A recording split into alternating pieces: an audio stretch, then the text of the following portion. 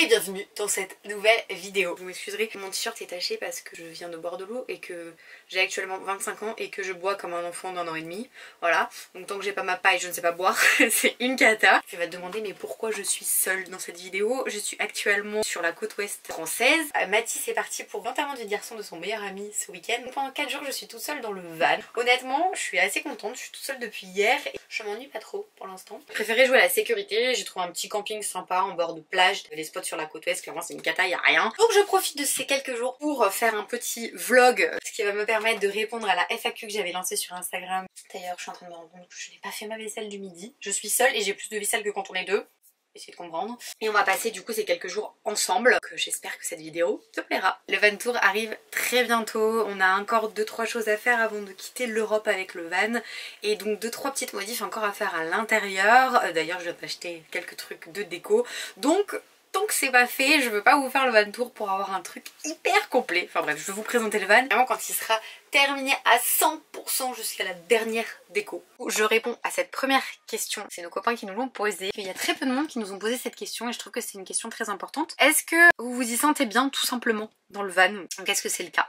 Et ben la réponse est oui. On s'y sent extrêmement bien. On est au 3e van et honnêtement je crois que c'est le van où on se sent le mieux. C'est celui qui est pour nous le mieux adapté à nos besoins. Pas le mieux aménagé je dirais parce que en termes de construction de meubles etc. On aimait nos 3 vannes pareil. On l'a pensé vraiment différemment. Vu qu'il y a la baie magasin on l'a aussi pensé complètement autour de cette baie et du coup on a un van qui est totalement ouvert tout le temps. Bah pas là aujourd'hui avec le vent qu'il y a mais clairement la plupart du temps plein de lumière et c'est hyper agréable. J'ai peur de me dire j'ouvre la baie, tout le monde voit chez moi et en fait finalement ça dépend des spots hein, bien sûr. Cette baie attire beaucoup le monde et nous on adore rencontrer du monde et discuter donc finalement c'est le van hyper adapté pour nous. Il n'y a rien qu'on changerait. On va ajouter des choses comme je disais, la déco parce que forcément on est parti, on a fini, on est rentré chez nous à Grenoble et puis on n'a pas vraiment eu le temps de penser à la déco. Pour moi c'est encore trop blanc là au niveau du lit, c'est hyper clean, hyper blanc et ça manque de plantes, ça manque de plein de choses. Qu'est-ce qu'on est bien dans notre van. Donc ouais, on s'y sent clairement bien. C'est cool parce qu'après avoir passé autant de temps à le fabriquer, c'est quand même cool qu'on s'y sente aussi bien. Avant de me remettre là-dessus, je vais répondre à cette question qui est tout à fait en lien avec ce que je disais avant. Quelle est la partie la plus difficile dans l'aménagement d'un van? Pour moi, ce qui a été le plus dur, déjà c'est en globalité tout est difficile. Tout est difficile, il n'y a rien de simple d'aménager un van. Même au bout du 3e, je dirais même c'est encore pire au bout du 3e tellement on est chiant et méticuleux et qu'on veut tellement faire quelque chose de parfait et la perfection est impossible, ça n'existe pas. Donc il faut arrêter de se mettre une pression monstre à se dire mon van doit être parfait, il doit être impeccable. En fait les petits défauts c'est ça qui fait que c'est beau aussi. Et ça j'en prends vraiment conscience. Pour moi ce qui a été le plus dur, ça a été de le penser ce van. Parce que la baie magasin c'est un atout incroyable mais ça a été une difficulté monstrueuse, clairement. On a changé 3 fois nos plans. L'agencement à part entière là, savoir où placer les choses, et en plus par rapport aux normes VSP c'est toujours une galère monstre. Faut vraiment réfléchir à ça, il faut pas se lancer tête baissée dans son aménagement à se dire j'y vais et on verra. Non, déjà oui on verra forcément à un moment donné parce que tes plans vont changer quand tu vas construire les meubles, mais il faut tellement penser son van, tellement penser dans sa globalité, pas savoir où tu vas quoi. Bah pour moi c'est ça le plus compliqué. Je vais me faire un thé. Parce que j'ai soif, je n'ai rien bu de l'après-midi. Je suis un chameau, je ne bois rien. Ah si j'ai bu un verre et je me le suis renversé dessus tout à l'heure. Pendant que l'eau chauffe, il faudrait vraiment que je fasse la vaisselle.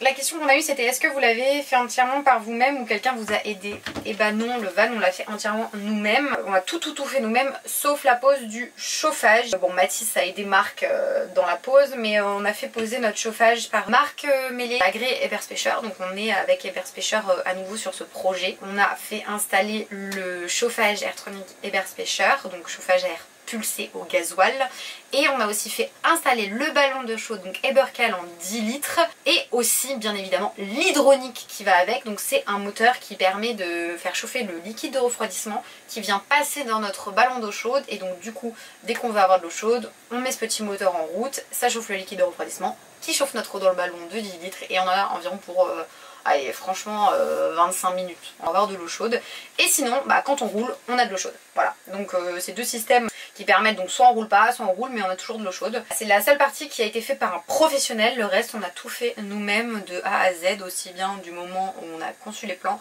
jusqu'à la fabrication et jusqu'à maintenant, c'est nous qui avons tout fait. Je scrute un peu vos questions en même temps, j'essaie de faire quelque chose dans l'ordre pour que ça soit assez compréhensible ma vidéo. Je vais parler globalement de l'aménagement là au début, de ce qui nous concerne nous, par exemple là j'ai calé le prix total de l'aménagement, donc combien ça nous a coûté. Donc je vais parler un peu de ça et puis après on parlera vraiment de technicité sur chaque point. J'ai vu qu'il y avait des questions électriques, j'ai vu qu'il y avait des questions au niveau du vase d'expansion, j'ai vu aussi d'autres choses, donc je parlerai de ça juste après. Et puis en troisième partie du coup je parlerai de tout ce qui est voyage, parce que j'ai vu qu'il y avait aussi des questions sur le voyage. Donc bah du coup combien ça nous a coûté l'aménagement. Donc j'avais fait un réel sur le sujet sur Insta là il y a pas longtemps, sur combien nous avait coûté cet aménagement. Donc j'avais tout détaillé et en tout on en a eu pour un total de plus de 17 000 euros. Dans ces 17 000 euros c'est prêt, c'est chaud. Après il faut aussi savoir que les prix ces derniers temps ont énormément augmenté. Quand on regarde, quand on a fait Express il y a 2 ans, c'est incroyable, même quand on a fait Charlie l'année dernière, enfin, voilà, tout a pris minimum 30%, enfin c'est assez hallucinant, donc pour le coup, enfin voilà, tout est devenu extrêmement cher. Moi je veux pas faire peur aux gens, hein. Vous pouvez clairement faire un van pour moins cher que ça. La gazinière, vu qu'on y est, la gazinière et four, enfin voilà, l'année dernière elle était à 600 euros, cette année elle est à 1000, donc déjà la différence sur le marché, enfin impressionnante. Là, on n'est pas obligé de mettre ça. Si on prend une plaque avec de gaz, ça peut coûter que 200 euros. Il faut aussi relativiser quand je vous dis que c'est le prix, c'est 17 000 euros notre van. C'est notre van avec les matériaux qu'on a mis dedans. On peut faire un van pour beaucoup moins cher que ça, comme on peut faire un van pour beaucoup plus cher que ça. Bien évidemment, on ne compte pas la main d'œuvre dans ce prix-là, hein, parce que si on comptait la main d'œuvre, je pense qu'on aurait un van qui serait clairement inaccessible, hein, parce que clairement c'est tellement d'heures de boulot assez dingue. Donc voilà combien nous a coûté notre van. Du coup bah je continue avec cette question qui va très bien avec, c'est quel budget prévoir pour l'aménagement. Et ben quel budget prévoir pour l'aménagement, bah ça dépend. Ça dépend de ce que vous allez faire, ça dépend de plein de trucs. Je sais pas trop comment expliquer ça, mais ça dépend si vous y vivez à l'année aussi, si vous partez en vacances, ça dépend de la taille du véhicule, ça dépend de beaucoup de choses. Donc donner un budget sur combien ça peut coûter un aménagement, vraiment ça serait très mauvais de ma part, parce que ça pourrait induire vraiment beaucoup de personnes en erreur. Le mieux à faire dans ces cas-là, si vous voulez connaître le budget pour un aménagement, à la rigueur, c'est ce qui est vraiment bien, je pense, c'est ce que je ferais si j'étais dans le cas où ça serait mon premier van aujourd'hui, c'est d'aller cibler par exemple des gens sur Insta. Vous allez voir, je sais pas, par exemple, des gens qui ont un L1H1, donc un plus petit, ou des gens qui ont aménagé leur voiture, ou, enfin, voilà, ou des gens comme nous qui ont aménagé un L2H2, ou des gens plus grands, en fonction du véhicule que vous avez envie d'avoir. Contactez ces personnes, demandez-leur combien ça leur a coûté, quels matériaux ils ont mis, parce que demandez-leur combien ça leur a coûté, on s'en fiche, il faut leur demander ce qu'ils ont mis à l'intérieur, c'est hyper important, et quand est-ce qu'ils ont fait leur van, puisque le marché évolue beaucoup. Quelle isolation vous avez mis, le bois, combien vous en avez eu, vous avez mis quoi comme frigo, comme plaque, machin, pour un peu cibler. Et là vous aurez un peu un ordre d'idée de combien ça peut coûter, et ensuite surtout, avant tout, allez sur les sites de fourniture, donc de bois, d'équipements, etc. Allez sur les sites et regardez ce que vous voulez et combien ça coûte, et vous allez vous faire votre budget comme ça. Et ce qui est surtout important dans combien ça coûte d'avoir un van, c'est surtout le budget que vous avez de base. Combien vous avez à mettre dans votre van. Donc voilà, je vais pas donner de budget précis, parce que franchement ça voudrait rien dire, mais je vous ai donné juste avant le budget de combien nous avait coûté notre van, et les matériaux, je vous l'avais détaillé dans le réel, donc voilà, je ne peux pas répondre mieux à cette question. Pendant que je jette mon sachet de thé, je voulais vous montrer la grande fierté que j'ai de ce camion, de cette poubelle. C'est dingue. Je suis trop fière d'avoir une poubelle qui se tire, parce qu'en fait on se rend pas compte, mais c'est ultra pratique à vivre au quotidien d'avoir une poubelle comme ça. Voilà, c'est tout, c'était juste pour vous dire ça. Bon, je me remets au boulot et puis on se retrouve ce soir pour la suite des questions. Les gars, j'ai fini le travail pour aujourd'hui. Du coup, je viens de me préparer un petit festin. Je me fais des nems maison au four. Incroyable, très hâte de goûter ça. Et il y en a pour au moins une demi-heure de cuisson. Donc en attendant, on va répondre à d'autres questions. Tout à l'heure j'ai parlé du VSP, donc on va parler VSP, puisque la question c'était quand on parle VSP, ça englobe quoi exactement? Gaz, eau, ouverture supplémentaire. Alors le VASP, le fameux VSP, Question un peu compliquée, tout le monde prend très peur quand on parle de VSP. C'est vrai que pour le premier van, si je prends l'expérience, on avait vraiment très peur parce qu'à l'époque il y avait très peu de documentation. Alors à l'époque on a l'impression que c'était il y a 100 ans, pas du tout, c'était il y a 3 ans. Mais il y a 3 ans il n'y avait pas tout ce qu'il y a maintenant. Je pense au livre de Kevin et Tiffen par exemple. Sur aménager son van de A à Z, je pense aux nombreux e-books qui sortent sur internet, je pense aux nombreux blogs par exemple, dont le nôtre qu'on a ouvert il y a 1 an pour aider les personnes à aménager leur van. Et en fait à l'époque il n'y avait pas tout ça. Alors si on avait le van migrateur avec le e-book du van migrateur qui nous a quand même vraiment beaucoup aidé, et franchement on était super contents, ça nous a bien aidé. Et il y avait aussi un autre site internet, je sais plus comment il s'appelle, et franchement le VSP pour le coup, moi j'avoue que, et ça c'est un truc que je conseille, on passe forcément par Caligaz ou Veritas. Et nous on avait choisi Caligaz, tout ce qui est au niveau gaz, les aérations permanentes de sécurité. Et ça pour le coup, moi ce que je vous conseille, ce qui est bien, c'est que quand tu prends un contrat avec Caligaz pour dire que tu vas passer ton van à un moment donné chez eux pour le contrôle, tu peux leur poser toutes les questions que tu veux. Donc moi j'avais harcelé les mecs de Caligaz pour leur poser je sais pas combien de questions et ils m'avaient répondu à tout. Et ça pour le coup c'était génial. Donc franchement le VSP faut pas trop flipper avec toutes les infos qu'on amène dans les bouquins. Alors on lit de tout et de rien, attention. Mais avec tout ce qu'il y a, et surtout il y a les normes AFNOR. Hein. Clairement si on achète les normes, on a toutes les réponses, clairement. Donc ça coûte cher, mais on peut avoir toutes les réponses. Mais franchement, pour le coup, on a fait 3 vannes, on n'a jamais acheté les normes, on s'est renseigné, on a posé des questions à Caligaz, on a posé des questions à des gens où on savait qu'ils avaient les bonnes réponses, pour le coup. Le VSP, ça englobe beaucoup de choses, ça englobe, oui, les ouvertures, avoir des fenêtres qui sont aux normes, avoir un lanterneau aux normes, avoir les bonnes aérations permanentes, avoir les panneaux solaires aux normes aussi, beaucoup de choses, les issues de secours, enfin bref, je pourrais vous citer des tonnes de choses, mais il y a énormément de choses dans le VSP que je suis pas apte à vous dire là tout de suite maintenant dans cette vidéo, sinon ça durerait des heures, surtout que je ne suis pas la norme AFNOR, je ne connais pas par cœur toutes les normes. Là il y a même des normes que je ne connais pas, hein. Par exemple le GPL on n'en a jamais installé, bah moi les normes je les connais pas. Franchement le VSP ça englobe énormément de choses et je pense qu'avec tout ce qu'il y a maintenant sur internet et en librairie, et les normes AFNOR directement, on peut largement s'en sortir sans problème pour le VSP. C'est surtout que le VSP ça permet de faire passer ton fourgon en camping-car. Initialement sur la carte grise il est camping-car, tu peux l'assurer comme ça. J'ai aussi entendu dire qu'il y avait des assurances qui assuraient ton fourgon en camping-car même s'il n'était pas VSP. On entend de tout et de rien, nous clairement on a toujours fait le choix de le faire pour une histoire d'assurance et surtout pour que tous les meubles restent fixes, qu'on n'ait pas de soucis avec ça, qu'on ait une installation de gaz fixe vu que c'est notre maison à l'année. Et puis ça nous rassurait aussi qu'il soit VSP. J'ai un camping-car qui se gare en face de moi.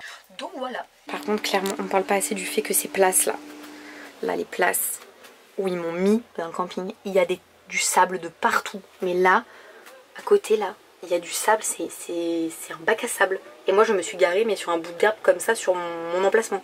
Franchement le camping il est beau, mais c'est du sable. Il y a de quoi rester coincé, vraiment. Question avant que j'aille voir où en sont mes nems. Est-ce qu'on fait attention à ce que le van ne dépasse pas du coup 3,5 tonnes, enfin son PTAC. Sur celui-ci c'est 3,3 tonnes. En gros son PTAC. Oui, on fait forcément attention déjà parce qu'en VSP tu es obligé de faire une pesée de ton véhicule pour pas qu'il dépasse le poids autorisé. Il faut aussi prendre en compte que tu vas mettre tes affaires à l'intérieur. Enfin il y a beaucoup de calculs VSP que je vais pas expliquer là clairement, mais sur le blog on avait tout détaillé comment remplir son dossier. Je te mettrai le lien juste en haut pour que tu puisses avoir ça. Et clairement oui, on est obligé de faire attention, puis même légalement en France si tu passes à la pesée et que tu es au-dessus, bah ça craint.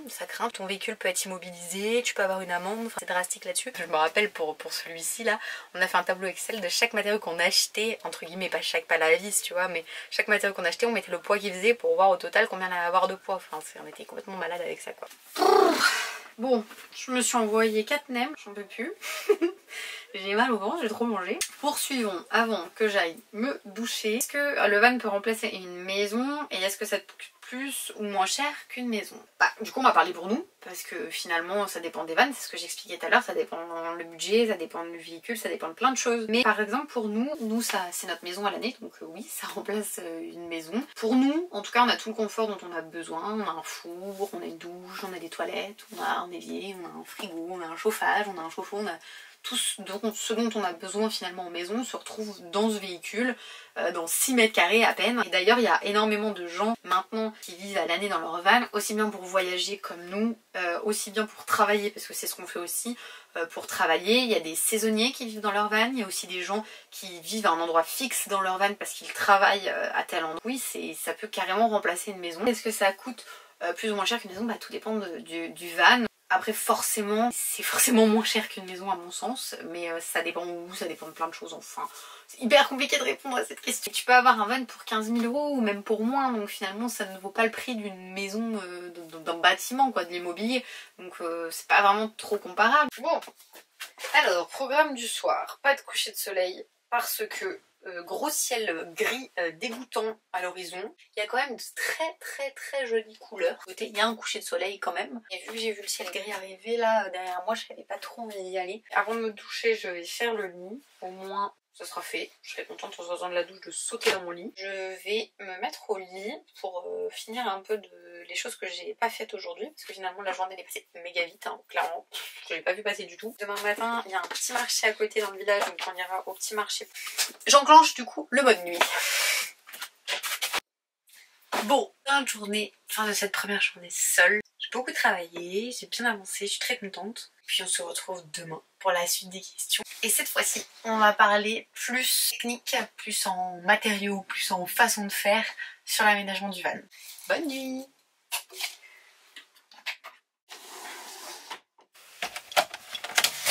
Oh! Alors, première étape de la journée, on ouvre les fenêtres et le lanterneau. Et pendant que je me prépare mon petit déj, je vais répondre à vos questions sur les fenêtres et le lanterneau. Parce que j'ai vu qu'il y en avait quelques-unes. Alors je rêve d'une chose, c'est d'ouvrir cette baie là. Mais il y a des gens à côté de moi dans le camping. Ça me manque. Ça me manque beaucoup. En Turquie. Oh, imaginez là, avec les montgolfières là. Oh là là là là. Mon dieu, ça va être incroyable. J'ai très hâte. Ah, j'ai fait la vaisselle hier. J'étais faire la vaisselle au truc du camping là. Allez, zou. En avant. J'adore ce moment. Pour glisser de ce lit. C'est vraiment un moment que j'adore le matin. Allez. Il fait beau. Je me coiffe. Avec quoi faites-vous les finitions autour des fenêtres, des lanterneaux et les angles non plats? J'imagine qu'on parle de l'intérieur. J'espère que je comprends la question. Au niveau des fenêtres, on a fait... Je vais ouvrir, comme ça on aura un peu de lumière. Mais voilà, en gros on a fait ce cadre là derrière en bois qui est moins pas épais mais ouais c'est moins épais ici que là puisque la porte elle est pas droite, elle est un peu inclinée, et puis on a mis cette baguette de finition qu'on est venu clouter et qu'on a peint en blanc. Et le lanterneau c'est pas la même chose, du coup ça devient vraiment un rat, donc on a mis le lambris qu'on est venu fixer sur des tasseaux à côté de nos renforts et ça arrive pile à rat. Donc on a juste à mettre une jolie baguette de finition pour pas qu'on voit le lambris, et celle-ci on est venu la visser mais on a laissé les vis apparentes parce que si un jour on a besoin d'enlever les baguettes pour je ne sais quelle raison, on peut les enlever. On peut quand même enlever le cadre du lanterneau sans enlever les baguettes. On a fait ça pour. Ça passe au millimètre, mais on a fait ça pour. Je m'attache les cheveux parce qu'ils sont sales. Je ne veux pas les laver ce matin, je veux les laver ce soir. Une astuce pour combler les creux de la tôle du toit et maximiser l'étanchéité du lanterneau. Alors si vous nous avez suivis, vous savez que les lanterneaux c'est notre point noir. Ils ne nous aiment pas et nous ne les aimons pas non plus. La problématique c'est que oui, la tôle au niveau du toit c'est pas plat, donc on a forcément des creux. Nous on est venu mettre des cales pour éviter de bombarder de colle. Après ça c'est un choix, il n'y a pas tout le monde qui fait comme ça, chacun fait comme il veut. Bon, alors les cales on peut les faire en plusieurs matières, et cette fois-ci on a fait de la récup, on a trouvé des morceaux de dalles de terrasse, des vraies cales sur mesure, hein. Mathis s'est vraiment amusé à faire vraiment des choses bien arrondies, bien nickel, donc c'est hyper long. Mais franchement on est hyper content et notre lanterneau au moins est bien à plat, on dépend pas voilà d'une masse de colle. Je continue avec mon téléphone. J'ai appelé maman sur la route donc je n'ai pas du tout filmé. J'ai fait le marché, j'ai été chercher mon colis que je devais aller prendre. Et en fait je viens de revenir et mon appareil photo est clairement full et mon ordi est full de vidéos de tout. J'ai acheté des shampoings pour le van 100% d'origine naturelle, etc. Donc je suis trop contente de les avoir reçus. Là, je vais commencer à me préparer à manger. Bon allez, je fais ça, je fais que parler, la vidéo va durer une éternité, donc on continue. Ah, ça a l'air tellement bon. Oh là là là là là là là là là là là là, au secours. Je me suis rendu compte qu'autour de moi, tout le monde était parti. Je vais pouvoir ouvrir la baie. Alors on va parler un petit peu électricité. Petit rappel de l'installation électrique peut-être. On passe les câbles avant ou après l'isolation. En gros, en électricité, on a une batterie lithium de 270 ampères de la marque Creabest, dont on est extrêmement content. C'est une marque qui fait des batteries lithium qui sont à un prix extrêmement raisonnable. La nôtre vaut 1300 €, donc c'est vraiment très raisonnable comme prix. Du coup, ça nous permet d'être vraiment très autonome parce qu'en termes électriques, on a vraiment le frigo, on a le chauffage quand il s'allume, hein, son petit pic, l'hydronique aussi qui a son petit pic, mais après en termes électriques, à part les lumières, on a très peu de choses. Ne consomme rien, c'est pas la pompe à eau quand on la déclenche qui consomme énormément quoi. On a un Orion Smart qui permet de recharger quand on roule, donc il recharge environ 30 ampères, et on a 2 panneaux solaires sur le toit de 140 watts chacun, des Black Boosters qu'on a achetés sur mon camping-car, et on en est hyper content parce qu'ils sont tout petits. En termes de capacité, ça peut paraître très peu pour un van, mais finalement quand ils produisent à fond les 280 watts qu'ils ont, contrairement aux 400 watts qu'on avait avant qui produisaient jamais 400 watts. Donc en termes électriques, voilà notre installation. Nous, on passe tous nos câbles dans des gaines, donc on est venu isoler à l'Armaflex et on a mis nos gaines par-dessus avant le plaquage. Donc on a mis des gaines, c'est hyper important. Même si vos fils sont déjà gainés, mettez des gaines parce que s'il y a quoi que ce soit pendant que vous plaquez aux parois, que vous, avec une vis, vous venez percer dans votre fil électrique, j'en sais rien, et bah vous pouvez retirer votre fil et le repasser dans les gaines. Et ça c'est hyper important, donc mettez des gaines, ça les sécurise. Donc c'est du fil électrique souple, alors je précise, le fil électrique rigide est interdit dans un van. Donc tout est en souple, donc c'est plutôt assez facile à passer dans les gaines. J'enchaîne avec l'isolation, vu qu'on parlait d'isolation juste avant aussi avec les fils électriques. Donc quelle est la meilleure isolation d'après vous, le liège projeté ou l'Armaflex? Alors c'est deux choses différentes. Le liège projeté c'est très différent parce que déjà on n'en a jamais installé. Apparemment c'est très bien, tous les gens qu'on connaît qui l'ont mis en sont ravis. Nous on l'a jamais fait parce qu'on aménage nos vannes en hiver et que faire sécher du liège projeté en hiver c'est l'enfer. On perdrait trop de temps à ce que ça sèche, ça pourrait moisir, enfin on s'est vraiment jamais lancé là-dedans. On a mis du liège en rouleau. Et sur Charlie on avait mis de la Biofib Trio par-dessus avec un frein à vapeur. Et là on a mis uniquement de l'Armaflex. Alors comme j'ai dit au campervan, parce que c'est vraiment la question qui revient le plus, isolation, nous on est extrêmement content de l'Armaflex dans le sens où il n'y a pas du tout de condensation et d'humidité dans le van. Après en termes d'isolation, moi c'est mon impression pour l'instant, j'ai l'impression que le liège et la Biofib isolaient un peu mieux en termes thermiques. Comme je disais, l'Armaflex on peut avoir plusieurs épaisseurs, on a mis du 19 à certains endroits et du 25, donc on peut mettre aussi du 32, je crois qu'il existe du 32 ou même du plus épais, donc on peut mettre un peu plus épais. De toute manière on a le chauffage dans notre van qui est d'avoir chaud ou froid, enfin chaud, on peut pas trop lutter contre, mais pour le froid de toute manière,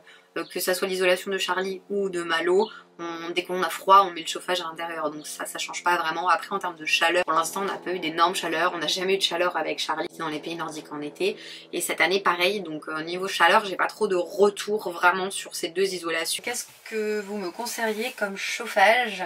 Bah nous on a toujours eu un chauffage à air pulsé, quelque chose de très bien, troisième van, troisième chauffage à air pulsé au gasoil, on en est extrêmement content. On choisit pas par exemple le Truma là qui fait chauffe-eau et chauffage parce que c'est au gaz et qu'on voyage en Europe et que le gaz c'est pas toujours simple de le recharger de partout. Donc on a demandé à des gens qui avaient mis ça et ils consomment en hiver une bouteille de gaz par semaine, ce que je trouve énorme. Donc nous c'est vraiment un choix, le gaz c'est que ce qui est notre four et plaque au gaz, j'ai jamais rien eu d'autre au gaz. Le gasoil c'est bien parce que de toute manière on pioche dans le réservoir du véhicule, on a toujours du gasoil. Eberspecher bien évidemment pour la marque parce que c'est un produit extrêmement qualitatif, pas parce qu'on a forcément un partenariat avec eux. Et pour le coup Eberspecher c'est une marque incroyable, l'équipe est vraiment super cool, on s'entend très bien avec eux. Marc est un excellent installateur, en plus il a fait des voyages assez extraordinaires en 4x4 et il a testé lui-même les produits Eberspecher, donc c'est génial d'avoir le retour de quelqu'un qui a vraiment testé les produits, qui sait en parler. Comme nous c'est le deuxième van, on les teste donc on sait en parler, on sait de quoi on parle et pour le coup on en est vraiment ravis. Alors oui c'est un sacré budget, c'est clair. Moi je conseillerais le chauffage à air pulsé Eberspecher pour ceux qui ont vraiment envie d'être tranquilles, d'avoir un chauffage de qualité, un chauffage qui fait pas trop de bruit, avoir une installation qui peut passer VASP et surtout qui est sécurisée aussi pour l'assurance. Et ben Eberspecher voilà c'est le top du top et leur chauffage est vraiment très bien. Je sors de la douche. Du coup ça me permet d'enchaîner sur la question: le vase d'expansion est-il indispensable au circuit d'eau? Avantages, inconvénients, merci. Alors le vase d'expansion on n'en a jamais eu sur nos deux précédents vannes et cette fois-ci on en a mis un sur Malo. Le vase d'expansion il permet de réguler en fait la pression dans le circuit. Donc là on a une pompe à 0,5 bar si je dis pas de bêtises. Et on a mis un vase d'expansion pour réguler cette pression, pour éviter qu'il y ait des à-coups, des choses comme ça. Oui on trouve que c'est mieux, la pression est plus fluide, il n'y a pas d'à-coups, etc.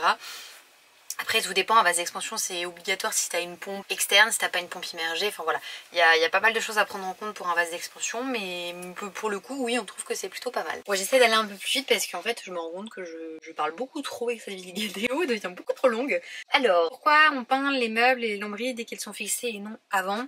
Parce que nous on fait, donc on a déjà mis sur nos planches de contreplaqué du sous-couche glycéro, cette fois-ci dans ce van, dans Malo. On peint les meubles une fois qu'ils sont... Enfin, comment expliquer? En fait on fait pas les meubles en dehors qu'on vient poser à l'intérieur, on vient faire les meubles sur mesure, planche par planche dans le camion, pour vraiment que ça soit au millimètre près. Donc on peint les meubles une fois qu'ils sont fixés, puisqu'on vient reboucher les têtes de vis avec du mastic, et ensuite on vient peindre par-dessus. Voilà la raison de pourquoi on peint tout à la fin, aussi bien les parois, le plafond que les meubles. Alors cette question tombe à pic parce que c'est ce que je vais aller regarder justement. Coucou, moi ce qui m'intéresse c'est tous les accessoires comme les tuyaux pour remplir l'eau, la vaisselle, les tapis pour essuyer les choses, etc. Alors on va parler de l'eau. Donc on fera un article sur notre blog avec le système d'eau, comment il fonctionne, quels tuyaux on a acheté, etc. Quel raccord, enfin voilà. Donc je peux déjà vous dire que c'est tous des tuyaux Reisch avec des raccords Reisch. Je vous mettrai les liens en description. Et surtout envie de vous parler, c'était notre tuyau d'eau pour remplir la cuve d'eau propre. Et d'ailleurs il faut que j'aille voir, parce que ça fait maintenant 2 jours et demi que je suis là. Il faudrait que j'aille voir où est-ce que j'en suis dans l'eau. Parce que j'ai pris ma douche ici, parce que j'ai fait ma vaisselle ici pendant 2 jours. Donc finalement ça serait quand même bien que je regarde. Donc je vais regarder ça. Au niveau du tuyau d'eau, on a pris un tuyau sur Amazon qui en fait est très très petit. Et qui, quand il se remplit d'eau, quand on remplit la cuve, bah du coup s'expanse. Donc il est trop bien parce qu'il prend pas de place. Donc on a pris ce petit tuyau là qui est vraiment pas mal. Je vous mettrai aussi le lien en description. Ça peut en arranger je pense plus d'un clairement, parce que c'est vraiment le truc ultra pratique d'avoir le tuyau qui prend pas de place et tous les embouts. On va regarder où ça en est. Donc c'est là qu'on remplit l'eau. Mais vu qu'on n'a pas encore installé la jauge pour savoir où en était notre niveau d'eau, on est obligé d'enlever ce qu'on a mis ici. Donc on a mis nos chaussures dans une caisse. Et on suit. Oh les gars, j'ai rien consommé. J'ai dû consommer, allez, 40 litres, même pas. Je ferai le plein demain quand même. Mais on est large. Large. Oh c'est cool, je suis très contente. Dernière soirée toute seule dans le van, donc on va finir les questions avant que j'aille chercher Mathis demain matin. Cette fois-ci, du coup j'avais la question, quels sont les 10 points clés à checker quand on achète le véhicule? Du coup ça je vous renvoie directement à l'article qu'on a fait sur notre blog, je vous mettrai le lien ici juste en haut, comme ça vous pourrez checker ça. Bonjour, que pensez-vous d'un aménagement sans gaz, cuisinière au diesel? Alors les cuisinières au diesel, on a rencontré une famille absolument extraordinaire d'ailleurs au campervan, là des gens qui nous ont énormément touchés, c'est des gens vraiment fabuleux qui voyagent avec 2 enfants depuis des années et ils voyagent dans un Iveco, un ancien camion de pompiers 4x4 absolument magnifique. Et du coup ils ont eu une plaque au diesel et ils nous ont fait un retour là-dessus, une Webasto. Ils ont trouvé que c'était extrêmement cher pour la qualité que c'était. C'est vrai que j'ai été dans leur camion, quand ils cuisinent ça sent vachement le gasoil, ça c'est clair et net. Ça reste chaud extrêmement longtemps.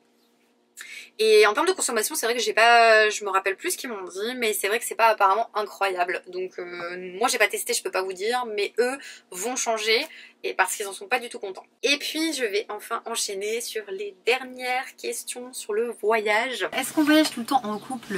Oui, on vit tous les deux. Et on voyage toujours tous les deux. Après on rencontre énormément de personnes en van, donc on voyage tous les deux. Mais par exemple le voyage avec Charlie, on l'a passé principalement avec 2 couples. Bah on était beaucoup tout le temps avec du monde quand même. Vous parlez quelle langue vu que vous voyagez? Alors on parle français, ce qui est déjà pas mal. Et Mathis comprend très bien l'anglais. Et moi je parle, alors je suis pas du tout bilingue, loin de là, mais je me débrouille quand même pas mal en anglais, surtout quand ça fait des mois qu'on est à l'étranger. J'arrive à me débrouiller quand même assez bien, à tenir des conversations de plusieurs heures. Alors j'ai pas les temps parfaits, j'ai pas les verbes irréguliers forcément, mais en tout cas j'arrive à me débrouiller et on parle quand même relativement anglais régulièrement et même tous les jours. Est-ce légal dans tous les pays de se déplacer en van aménagé? Oui, c'est légal de te déplacer dans tous les pays en van aménagé. Est-ce que le camping sauvage est légal? Non. Pas de partout, en Croatie c'est interdit par exemple, dans certains endroits en France aussi, mais la Croatie hors saison par exemple, tu peux faire du camping sauvage sans problème, c'est toléré. Et la dernière, parce que j'ai pas pu répondre à tout le monde, je suis désolée sinon cette vidéo durerait vraiment très longtemps, mais j'ai regroupé les principales questions ensemble. Pas de questions, je voyage tous les jours avec tes stories. merci. Et ben écoute, ça nous fait très plaisir. J'espère que notre contenu Instagram, TikTok, etc. vous permet de voyager avec nous. C'est vraiment un mode de vie qui nous convient à 1000%. Troisième van, c'est vraiment toujours extraordinaire de voyager comme ça pour toutes les rencontres qu'on fait, tous les lieux qu'on voit et d'avoir toujours sa maison avec soi. C'est vraiment un grand luxe qu'on a. En tout cas voilà, si vous voulez suivre notre quotidien, bah, c'est toujours sur Instagram en story, aussi sous les réels, sur les TikTok et en short sur YouTube. Donc voilà, j'espère que cette vidéo t'aura plu. Moi je vais finir ma dernière journée seule en van. Finalement c'est passé extrêmement vite d'être toute seule. Je vais me préparer à manger pour ce soir. En tout cas je suis trop contente d'avoir tourné ce vlog. Ça faisait très longtemps qu'on n'avait pas fait de vidéo YouTube. On vous tournera le van tour au mois de juin. D'ici là on fera d'autres vidéos YouTube. Sûrement un petit peu vlog aussi comme ça, vie en van. J'espère que toutes les réponses que je vous ai données vont vous aider. Si vous en avez d'autres, s'il y a des questions auxquelles je n'ai pas répondu malheureusement à la FAQ parce qu'il y en avait beaucoup, vous me les reposez en commentaire et je vous y répondrai en commentaire avec grand plaisir. Donc c'est parti, je vais me préparer mon petit repas et ce soir je vais pas me coucher tard parce que je suis éclatée. Demain matin il faut que j'aille chercher Mathis, il faut que je prévoie de ranger tout le van, de remplir la cuve, de vider les eaux usées. Et puis j'ai profité de ma dernière soirée toute seule avant d'aller récupérer Mathis parce que franchement il m'a grave manqué. J'ai très hâte qu'il me raconte son week-end et qu'on reprenne la route ensemble.